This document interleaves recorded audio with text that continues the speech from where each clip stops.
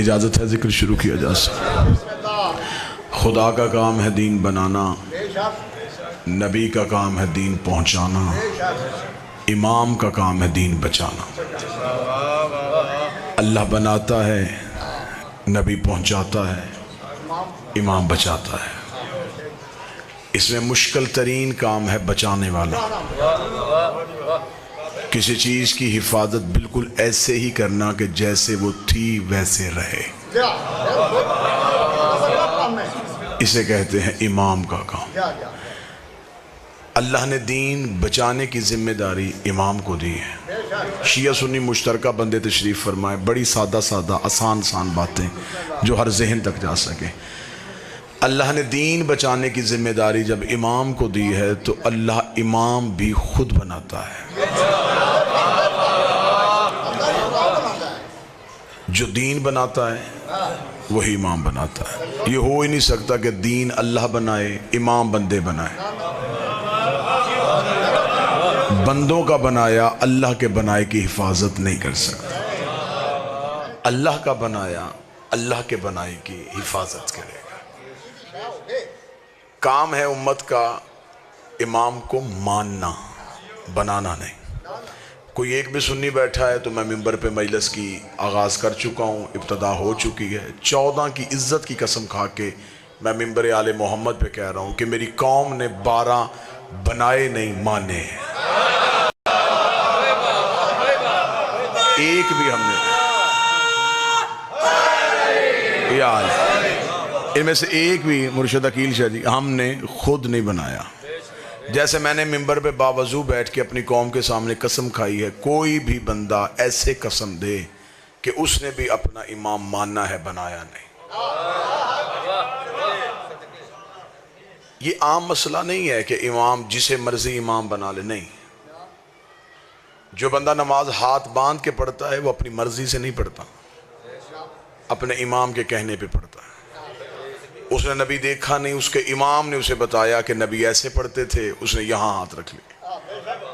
دوسرے کے امام نے کہا نہیں نبی یہاں ہاتھ رکھتے تھے، اس نے یہاں رکھ لی۔ ایک نے کہا نہیں نبی ناف کے نیچے ہاتھ رکھتے تھے، اس نے یہاں رکھ لی۔ ہمارے امام نے بتایا کہ وہ کھول کے پڑھتے تھے، ہم نے کھول کے پڑھا۔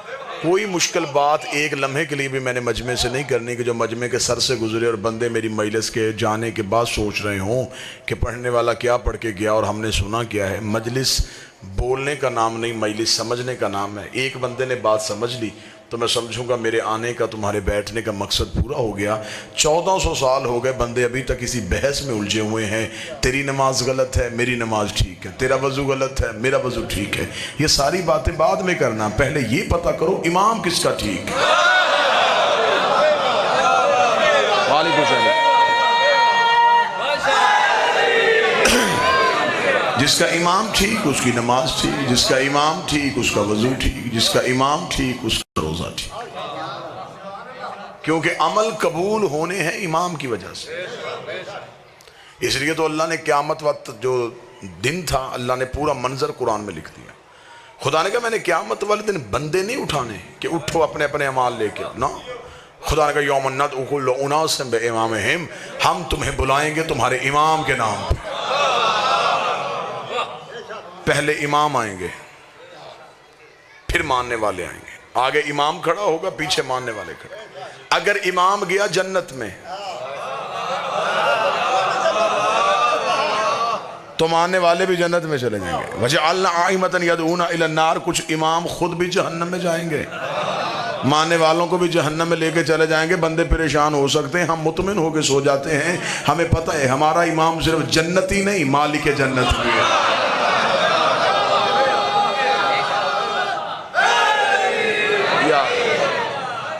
جنت ملنی ہے امام کی وجہ سے،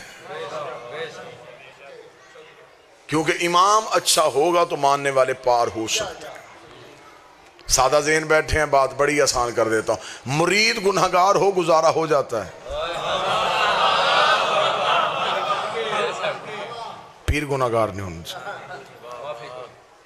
رہبر اچھا ہونا چاہیے۔ وہ قافلے لٹ جاتے ہیں جن کا میر کارواں اچھا نہ ہو۔ ہم دنیا کے سامنے سینہ چوڑا کر کے کہہ سکتے ہیں ہم گناہگار سے، امام تو پاک ہے۔ ذاکر اہل بیت برادر وقار جناب قلب عباس سلوی صاحب تشریف لے آئے. ہم خطا کار صحیح، ہمارا امام پاک ہے. سفارش کرنی ہے امام نے، جسے سفارش کرنی وہ ٹھیک ہونا چاہیے. بڑی سادہ باتیں، بڑی سادہ گفتگو. موٹر سائیکل کے کاغذ پورے نہ ہوں، پولیس والے بچے کو روکیں، پولیس والے بچے کو حوالات میں بند کر دیں. تو گھر کا بزرگ تھانے اسے لے کے جاتا ہے جس کی تھانے میں چلتی ہے.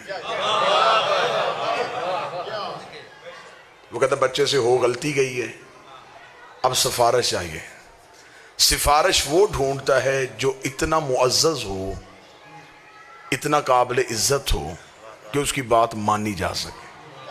ایسا کبھی بھی نہیں ہوا کہ چھوٹے کیس میں کوئی اندر ہو اور بندہ کسی اشتہاری کو سفارشی لے جائے.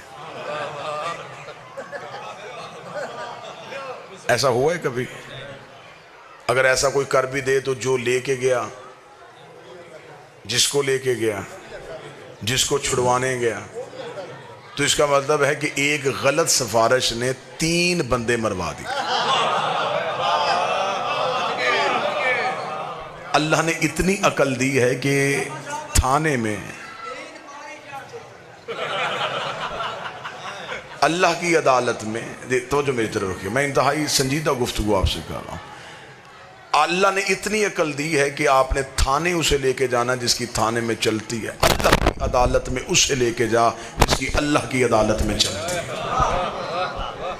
وحد گھر تیرے نبی کا گھر ایسا ہے جسے اللہ نے شفاعت کا تاج پہنایا. فرشتے گنہگار کو پکڑ کے جہنم لے کے جا رہے ہوں، یہ ہاتھ چھڑوا کے لا سکتے، چھوڑ ہمارا ہے. سفارش صرف انہی کی چلتی ہے. جس نے ان کی سفارش دیکھنی ہو، انہوں نے ایک رات میں حر کو علیہ السلام کر دیا تھا. امام بہتر ہونا چاہیے، امام اچھا ہونا چاہیے، امام ایسا ہونا چاہیے جس کی وجہ سے ماننے والا بھی کامیاب ہو سکے. اس لیے خدا نے ایک سوال قبر میں رکھا ہے، ایک قیامت میں رکھا ہے. چند سوال فرشتوں نے قبر میں پوچھنے، کچھ قیامت والے دن پوچھنے. اعمال جتنے بھی ہیں ان کے سوال قیامت کو ہونے، نماز، روزہ، حج، زکوٰۃ، یہ سارے سوال قیامت میں. قبر میں ایک بھی عمل کا ثواب نہیں ہونا، کوئی عمل کا سوال نہیں ہوگا. تیری نمازیں کتنی تھی، تیرے حج کتنے تھے، تو نے روزے کتنے رکھے. قبر میں پوچھا جائے گا عقیدہ،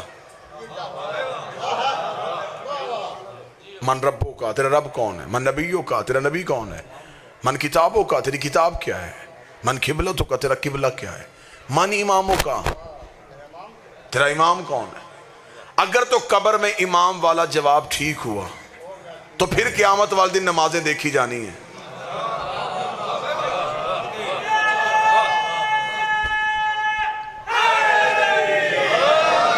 تو اگر قبر میں امام والا جواب ہی غلط ہو گیا تو فرشتوں کو پتا چل جائے گا کہ جس کا امام ہی ٹھیک نہیں، تو پھر نمازیں تو امام کی وجہ سے پڑھی ہیں نا. تو اس لیے تو امام والا جواب قبر میں پوچھ لینا ہے.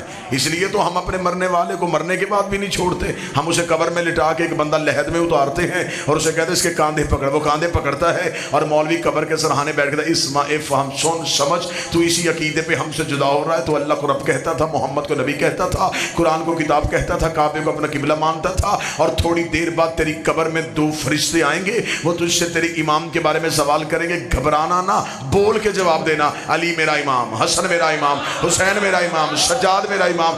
اس مولوی کا گریبان پکڑ کے پوچھنا، زندگی میں ایک ہی گواہی نہیں دینے دے رہا تھا، قبر میں 12 کی کیوں دلوا رہا؟ جہنم میں جائے، ہو ہی نہیں سکتا. میں نے ممبر پہ دعویٰ کیا ہے علی ولی اللہ پڑھنے والا ہر کوئی جنت میں جائے گا. اور یہی ممبر پہ علم عباس کی عزت کی قسم کھا کے دعویٰ کرنے کے تیار ہو، بندہ دشمن ہو علی کی ولایت کا، چلا جنت میں جائے، یہ بھی نہیں ہو سکتا.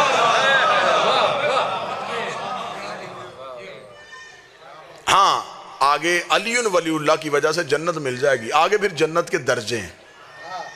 جنت بھی ایک نہیں ہے، جنت کے درجے ہیں. 7 جنتیں ہیں معصوم کہتے ہیں. معصوم فرماتے 7 جہنمیں. اللہ نے جنتیں بھی 7 رکھی ہیں، دوزخیں بھی 7 رکھی. معصوم فرماتے جو سب سے اعلیٰ جنت ہے نا اسے خلد بری کہتے ہیں. یہ جناب سیدہ نے مخصوص کی ہوئی ہے۔ سائل نے ہاتھ باندھ کے پوچھا تھا مولا اس جنت میں جانے کے لیے کیا چاہیے؟ اس جنت میں تو صرف نبی اور مرسل جائیں گے، ہم جیسا اس جنت میں کہاں جا سکتے جو اتنی اعلیٰ ہے؟ امام نے فرمایا نہیں، اس جنت میں جانے کے لیے ایک ہی شرط ہے، حسین کا عزادار ہونا۔ شبیر کا عزادار ہے تو خلد بری میں جائے گا۔ اور مولا جہنموں میں سب سے خطرناک جہنم کیا ہے؟ امام نے فرمایا حاویہ اس کا نام ہے، گہری ترین دوزخ ہے، بھڑکتے ہوئے شعلے ہیں، اتنی خطرناک ہے کہ اللہ قرآن میں کہتا ہے کہ حاویہ سے پناہ مانگو۔ تمہیں پتہ ہی نہیں کہ حاویہ کیا ہے۔ بندے نے جعفر صادق سے پوچھا مولا یہ حاویہ جہنم کن لوگوں کے لیے بنائی گئی ہے، ان کا گناہ کیا ہے؟ فرمایا ایک ہی گناہ ہے، ہمارے دادے علی کی ولایت سے دشمن ہے۔ صرف علی ولی اللہ کا دشمن جو ہے وہ چلا جائے گا حاویہ میں، اور حسین کا عزادار جائے گا خلد بری میں۔ ایک بندے نے کوفے میں آ کے مولا علی کے قدموں میں گر کے پوچھا، اسے کہا یا علی یہاں آپ سے محبت ہے تو یہاں آپ ہر مشکل میں ہماری مدد کرتے ہیں، جیسے یہاں کرتے ہیں وہاں بھی کریں گے؟ قیامت والے میدان میں ہماری مدد آپ کر لیں گے؟ وہاں تو کوئی کسی کو نہیں پہچانے گا۔ جو علی نے جواب دیا جواب سننا، علی مسکرا کے فرماتے جہاں اعمال تلنے ہیں وہاں علی تمہارا انتظار کرے گا۔ تم میرا انتظار نہیں کرو گے،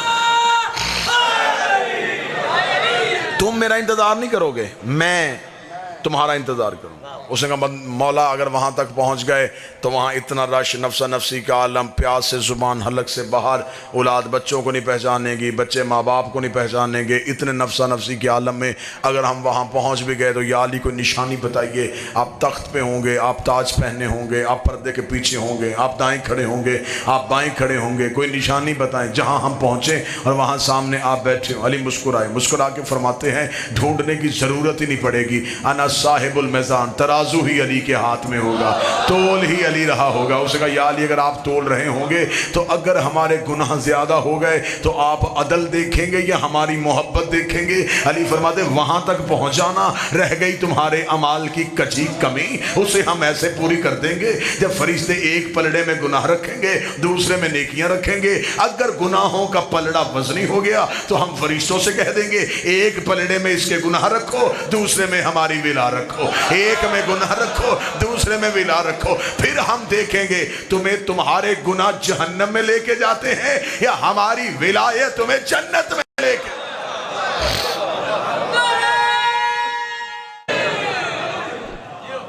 جنت ملے گی اچھے امام کی وجہ سے۔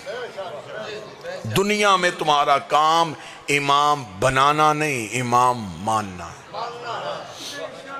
مذہب اہل بیت میں 12 ہیں، 12 کے 12 طیب، 12 کے 12 طاہر، 12 کے 12 سید، 12 کے 12 پاک، 12 نبی کی اولاد، 12 کے 12 وارث قرآن۔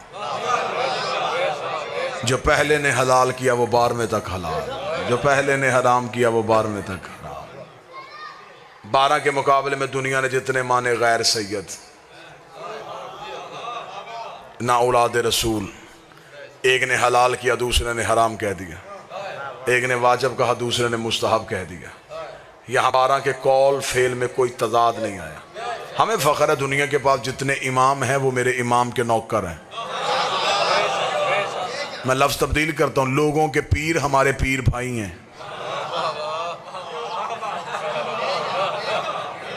میرے اہل سنت بھائیوں کے ہاں سب سے جو مشہور ترین امام ہے وہ امام ابو حنیفہ نعمان بن ثابت۔ جو حنفی ہیں وہ امام ابو حنیفہ کی پیروی کرتے ہیں، ان کے امام ہیں، ان کے یہاں قابل عزت ہیں۔ لیکن اگر مذہب اہل بیت کے دروازے میں آؤ گے تو وہی ابو حنیفہ میں سنی کتابوں سے دکھاؤں گا، وہ کہہ رہا اگر میں 2 سال جعفر صادق کی شاگردی نہ کرتا تو میں جہالت کی موت مر جاتا۔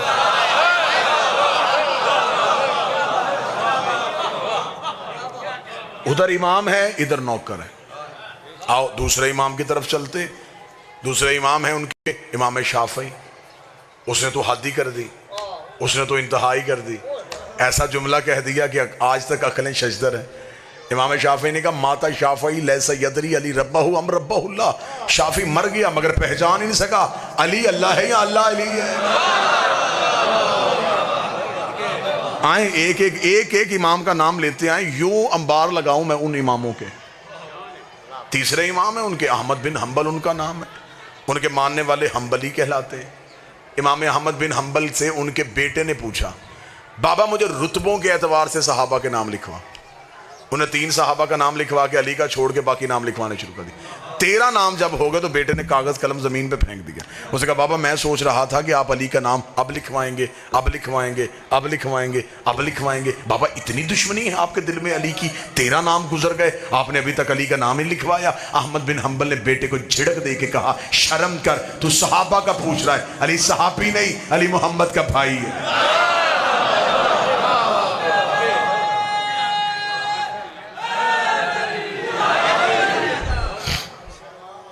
اگلے امام ہیں امام مالک, اور امام مالک جو ہیں امام مالک نے تو ساری پیروی جعفر صادق کی کی.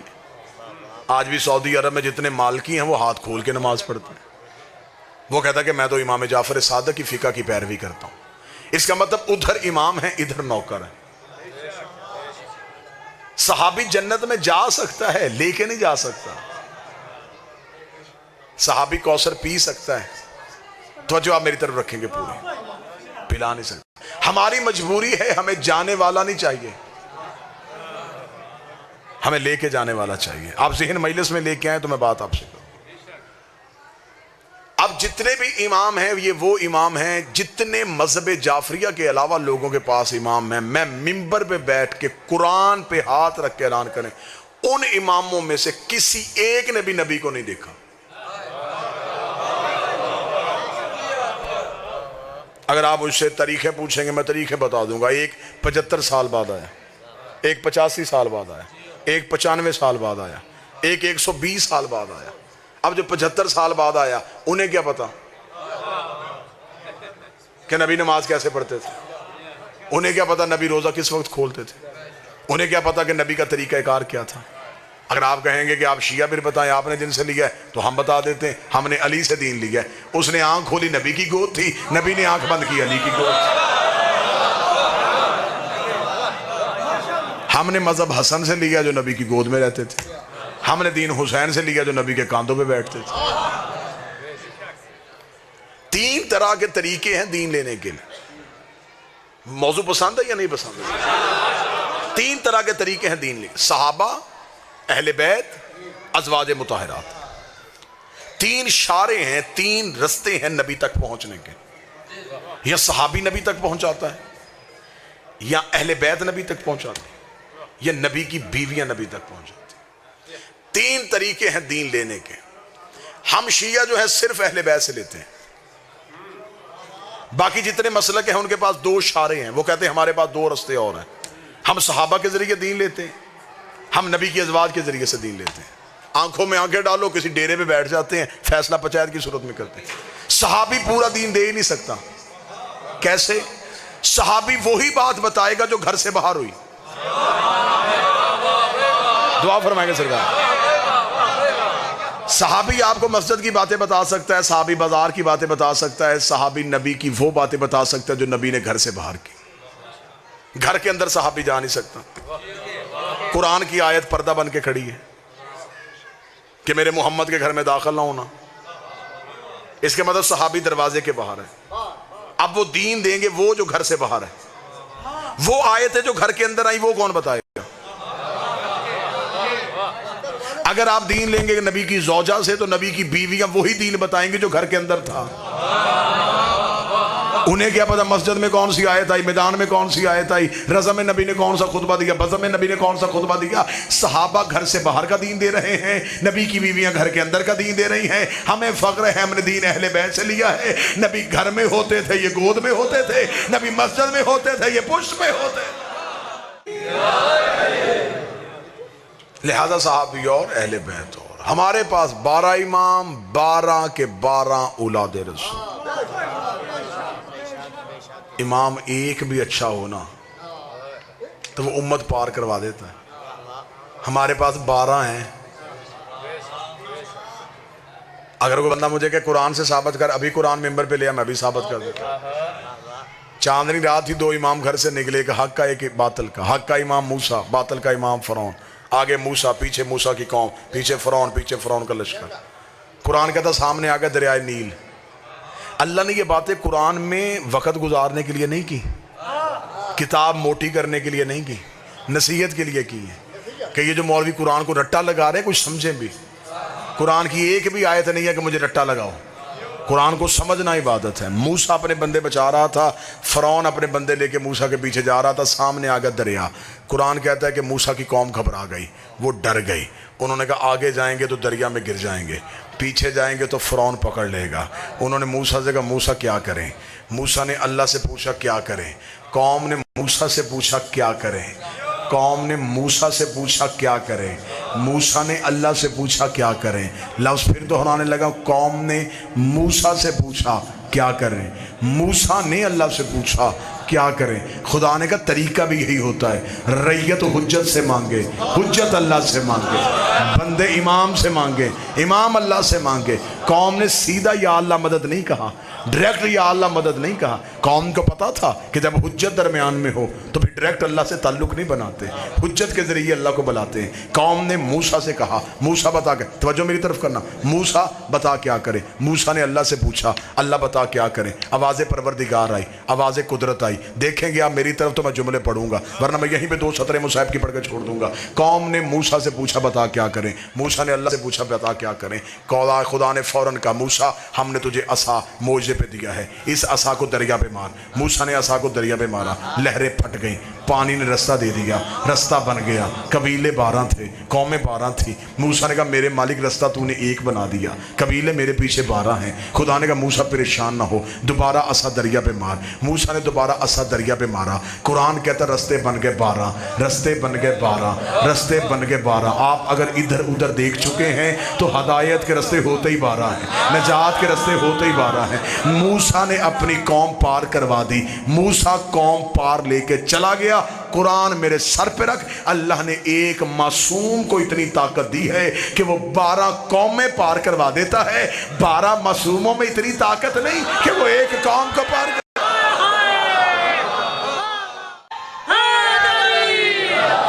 मूसा वाले सारे पार, किस वजह से? अमलों की वजह से, इमाम की वजह से। या तो मुझे कोई मौलवी साबित करे कि अल्लाह ने मूसा के बंदे अमल देख के दरिया से गुजारे थे, कि एक फरिश्ता दरिया के बाहर खड़ा हो गया था, ना ना ना पहले अमाल दिखाओ फिर बचाऊंगा। नहीं, उन्होंने कहा सारे गुजारो, इमाम अच्छा है। फरौन के सारे मरे, इमाम बुरा था।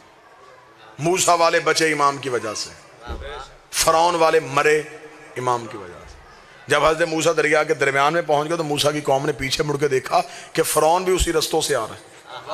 उन्होंने कहा मूसा मौजज़ा हमारे लिए था, उसे कह रहा बंद कर, वो पीछे आ गया है। मूसा ने भागते हुए घोड़े पे कहा मेरे अल्लाह उसे तो रोक।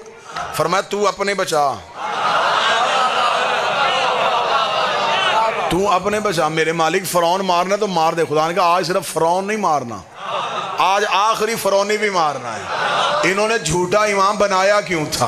तू जरा अपने बचा, इसे जरा अंदर आने दे। कुरान कहता है कि मूसा का आखिरी दरिया से कदम निकाल रहा था, फरौन का आखिरी दरिया पे कदम रख रहा था। खुदा कहता उस दिन मैंने मलकल मौत को ये नहीं कहा था इसे मार, इसे बचा, इसे जिंदा रख, इसे मुर्दा कर। खुदा कहता उस दिन फिर मेरी भी गैरत को जलाल आ गया था। मैंने नील की लहरों पे वही कर दी थी, मैंने पानी को हुक्म कर दिया था मूसा वालों को छेड़ना नहीं है, फरौन वालों को छोड़ना नहीं है। मूसा का कोई बंदा बचे ना, फरौन का कोई बंदा बचे ना, मूसा का कोई बंदा मरे ना। मेरा अकीदा है अगर वही पानी पे हो सकती है, अल्लाह क़यामत को जहन्नम की आग में वही कर देगा। अली वालों को छेड़ना नहीं है, अली के दुश्मन को छोड़ना।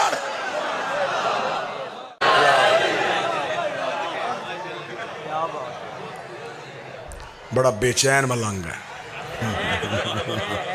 सैयदा कौनैन अपनी हिफ्ज़ अमान में रखे, इमाम अच्छा होना चाहिए।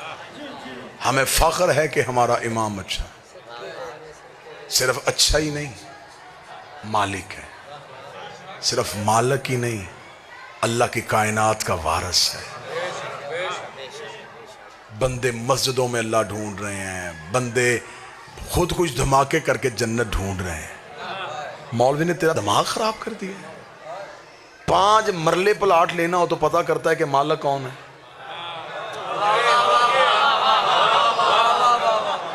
बंदे को जगह पसंद आ जाए और बंदा घर देखने के लिए जाए, दरवाजे पे दस्तक दे और कल्बवास अंदर से ایک بوڑھا بندہ باہر نکلے, بندہ کہے جی میں یہ گھر خریدنا چاہتا ہوں. عقیل شاہ جی وہ کہے کہ میں بیچ دیتا ہوں. بندہ کہے جی تو مالک ہے؟ وہ کہے نہیں میں مالک کا سسر ہوں.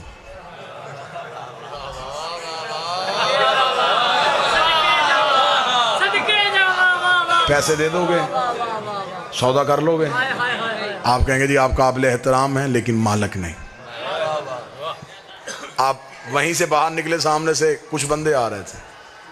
کہاں سے آ رہا بھائی؟ میں سودا کرنے کے لیے گیا تھا تو وہ گھر پہ مالک تو تھا نہیں, سسر تھا. وہ کہہ رہا تھا مجھے پیسے دے دے. میں نے کہا نہیں میں تو مالک کو دوں گا, تمہیں واپس آ. وہ کہیں جی ہم بیچ دیتے ہیں. آپ مالک ہیں؟ نہیں ہم مالک کے یار ہیں.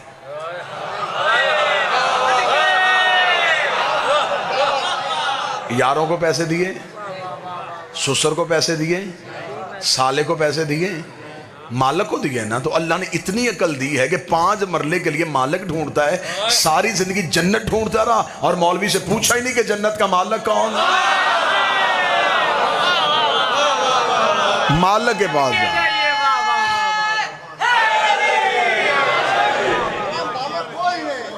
بندے نے اگر شاعر بڑے نہیں تھے, بڑے شاعر نے. بسم اللہ.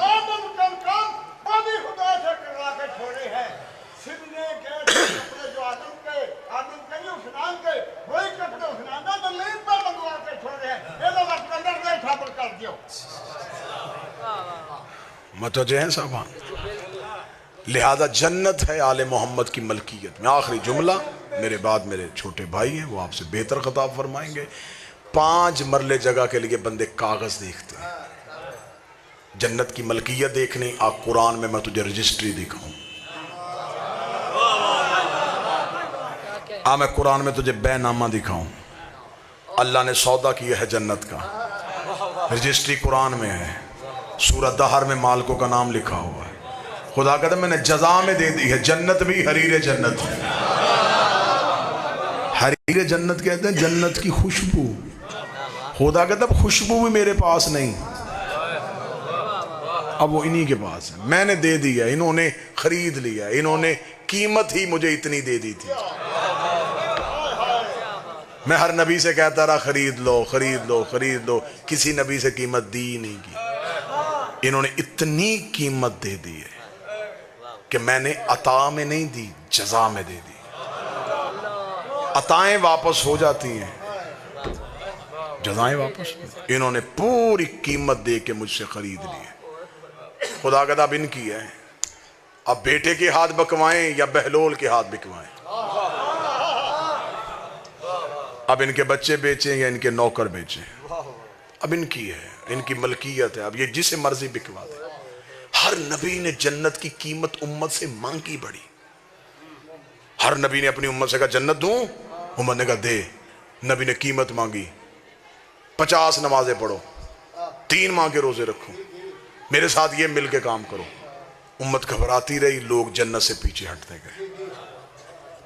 ہر نبی نے جنت اتنی مہنگی رکھی, لوگ دیکھ دیکھ کے ترستے رہے. حسین کے دروازے پہ حسین نے اتنی سستی کی, اتنی سستی کی, جسے بندے سجدوں میں ڈھونڈ رہے تھے حسین نے ایک آنسو میں رکھ دیا. وہاں نبی کہہ رہے تھے سجدے دو جنت لو, نمازیں دو جنت لو, سر دو جنت لو. حسین نے کہا کچھ بھی نہ دے, ایک آنسو دے, لے مجھ سے جنت. اب اگلی سطر کہوں گا, کوئی ہائے کہہ دے گا تو اس کی مہربانی ہے. حسین نے لی مہنگی, بیچی سستی.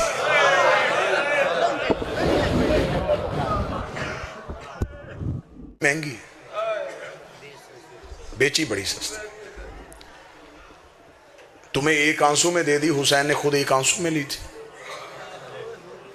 اکبر جیسا بیٹا,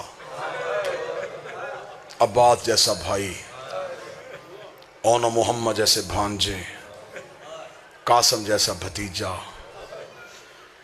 یہ ساری چیزیں بھی دے دیتا تو شاید جنت تل جاتی. حسین نے قیمت اتنی بڑھائی کہ بہن کی چادر دے دی.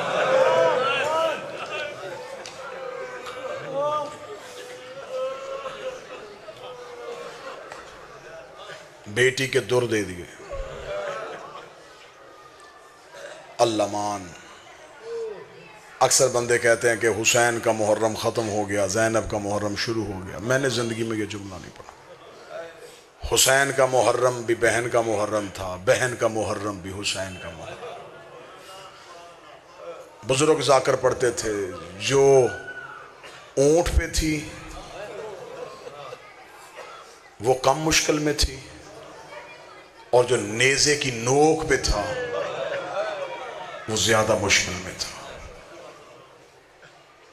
بہت بڑی مشکل ہوتی ہے اس بہن کو ننگے سر دیکھنا جو زندگی میں کبھی بھائی کے سامنے نہ آئی۔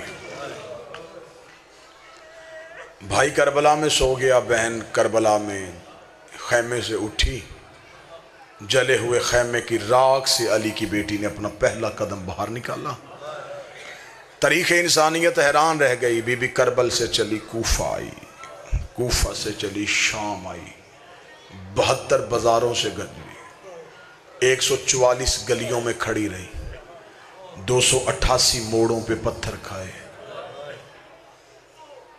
21 بار دربار میں پیش ہوئی، بغیر چھت والے زندان میں رہی، شام سے پھر مدینے آ گئی، قید ہو کے پھر شام آ گئی، 6666 میل ننگے پاؤں ننگے سر سفر کر کے 15 رجب کو شام کی پہاڑی پہ آ کے رو کے کہتی، میرے اللہ اب زینب تھک گئی،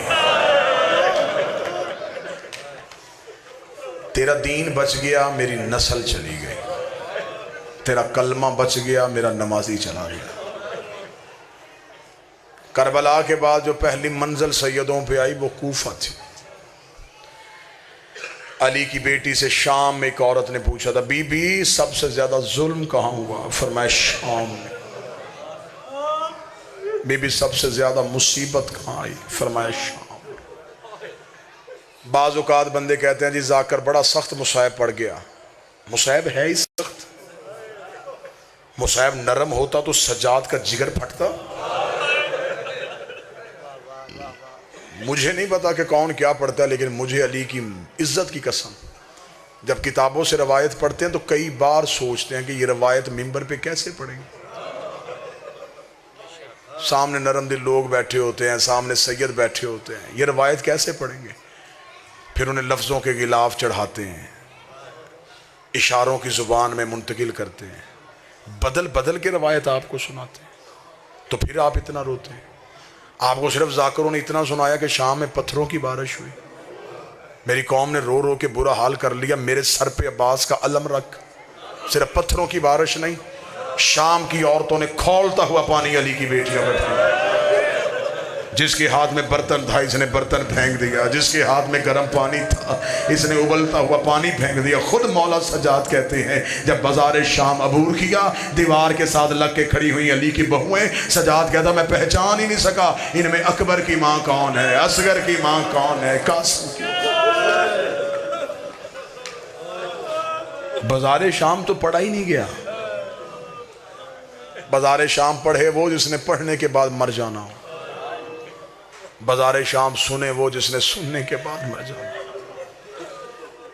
خبر ہی نہیں کہ شام میں کتنا ظلم ہوا۔ بی بی نے کہا سب سے زیادہ ظلم شام میں ہوا۔ عورت نے پوچھا بی بی سب سے زیادہ مصیبت؟ فرمایا شام میں۔ عورت نے سوال بدلا، اس نے کہا بی بی سب سے زیادہ تکلیف کہاں ہوئی؟ علی کی بیٹی نے کہا کوفے میں۔ اس نے کہا بی بی ظلم شام میں، تکلیف کوفے میں کیوں؟